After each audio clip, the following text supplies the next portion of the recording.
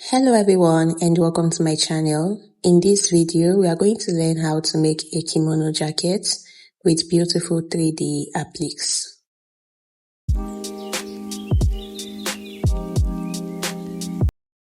Now this kimono is going to be joined together at the shoulders, and our normal Ankara fabric, if you fold it in half, if you want a joined shoulder, you won't get the full length of kimono that you sew. So you need to fold it using the width of your fabric and then fold it again. Now this is if your fabric has a design that won't spoil no matter which place you fold it, okay? So now I've gone ahead to fold my fabric the same way. The shoulder is joined, the folded part is here, and it is folded in 4. We're drafting both sides, right? Now, from the start, I'll just come in by 3 inches and come down by 1. There's no need to draft a start line because the shoulders are already joined together. After that, you go ahead and connect your neck curve. Now, I'm coming in by half of the shoulder measurement and marking it down. From there, I went ahead to check how long the remaining fabric is for my sleeve. We're still going to add more to that.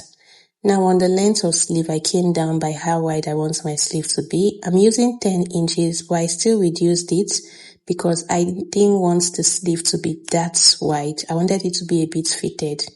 Now I'm marking the round body measurements. On the bust line, I came down to mark quarter of the bust measurement plus 4 inches extra. That's 3 inches for my kimono and 1 inch for my sewing allowance.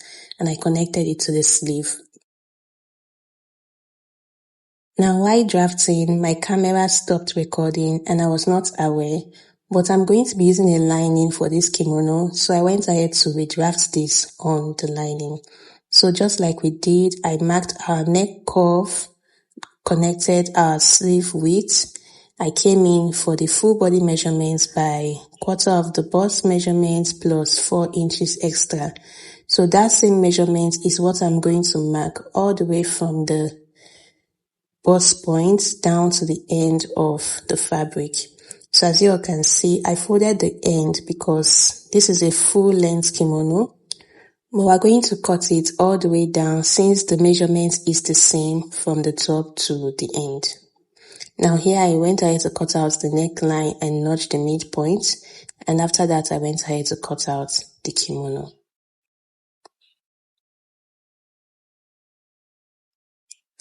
Now I'm done cutting and this is what we have. So the next thing I'm going to do is to open this up.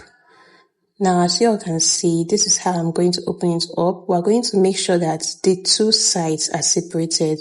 That is, the front is separated from the back and the neckline is in the middle. Now we're going to choose one side as our front, and then from the top we're going to come down by how low you want your neckline to be. I'm marking 7 inches and I just connected it to the neck width. Now one thing about the kimono is that the front has to be naturally bigger than the back. What do I mean? A kimono has an overlap in the front. Think of it as a dress with a zipper allowance at the back. So that overlap is what makes the front bigger than the back. So don't think too much about this cutting of the front, just slash it out like this, and then the band that we add is going to make up for the overlap. So it's in the band that you determine how wide or how small you want your overlap to be. Now as you all can see, I've gone ahead to join my lining to the main fabric. For the joining process, I just sewed it on the fabric. I did not turn anything over. Now for this midpoint that we have slashed open, I'm going to take the round measurement of it. So I'm starting from the down of our kimono all the way around the back neckline, as you all can see. And from the back neckline, I'm measuring back down to the hem of our kimono. So whatever we have, we're going to mark that down because that measurement, we're going to use it to cut out a band. Now here's the band that I have cut out for the kimono. As you all can see, I've gone ahead to iron it in 2. I just ironed it in 2. There is no other fold inside this fold. So for joining it to the kimono, I'll just place it right side facing our cut and I'll sew it all around. Now, just like I said, you can make the width of this band to be bigger, but here I used 2 inches. Now I'm done joining the band. I've also gone ahead to join the kimono on the sides as well. Now for the sleeve, as you all can see, I added more fabric to increase the length, and for the hem of the sleeve, I added this scallop designs to it. So I did this by following the shape of the design on the fabric, and this is what we have. Now for the length of the kimono, I've gone ahead to fold it in as well. Now for our 3D appliques, just make sure that you have enough fabric with designs on it. And the first thing you're going to do is to cut out your designs. Now as you all can see, I'm not cutting directly on the design. I'm leaving a little bit of space away from the design. Now this is to make sure that I don't cut out our shape that we have gotten. So now after cutting it out, you go ahead and laminate it with either a paper stay or a hair stay. And after that, you'll go ahead to close up the back. So here I'm using a lining to close the back, but if you want the back to still be the same fabric, please use the same fabric to close it up.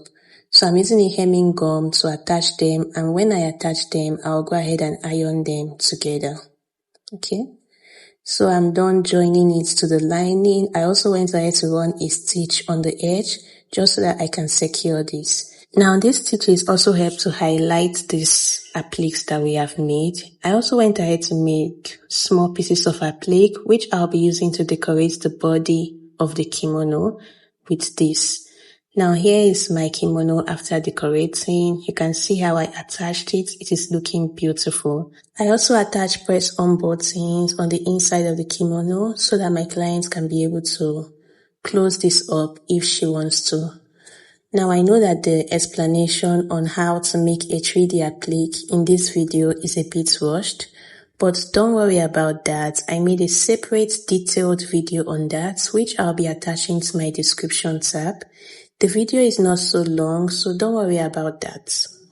Now we have come to the end of our tutorial. If you found this helpful, please give it a thumbs up, comment, subscribe and share. Thank you.